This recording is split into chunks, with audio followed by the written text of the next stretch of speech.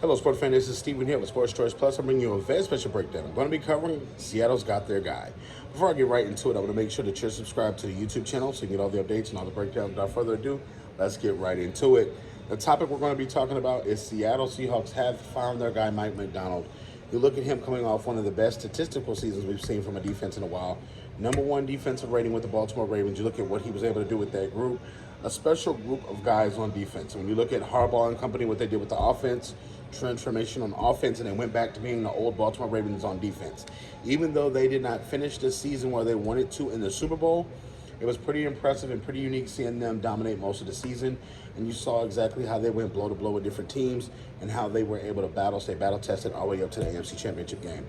For Seattle, I think that this is the hire that they needed. Pete Carroll was great on what he did, motivating his teams throughout the years, throughout the multiple years he was in Seattle. But you got to keep in mind it was time for a new message.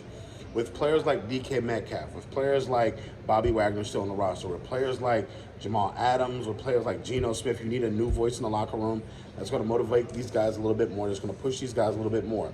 Pete Carroll, 72, 73 years old, I get it, but it's just different. It's time for a different message, and you got to think the Legion of Boom days are over, the days of Marshawn Lynch are over. It's a new era in Seattle.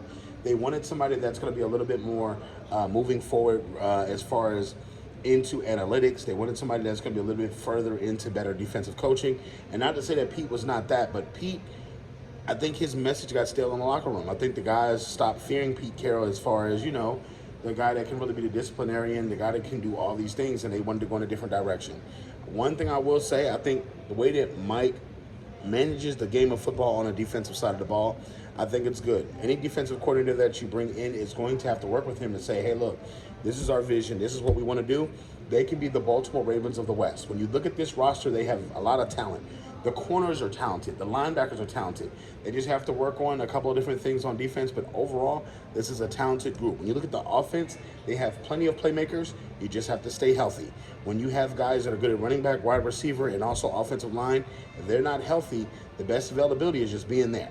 So you got to work on that, and that comes with a little bit of luck. That comes with staying in shape in the offseason. That comes with working out better nutrition, things like that. So I think this is a great hire for the Seahawks. I don't think it's a negative. I like the new hire. Again, I don't agree with the way Pete Carroll was pushed out, but again, it's politics. You never know what goes on behind the scenes, and Pete is still in the building. But for the Seattle fan base, I think they should be happy. They got a great coach, and I think that moving forward, it's going to be a good thing. So, are you Seahawks fans? All you NFL fans, chime in. Tell me what you think about the youngest new head coach at 36 years old in the NFL, and we'll see you on the very next episode.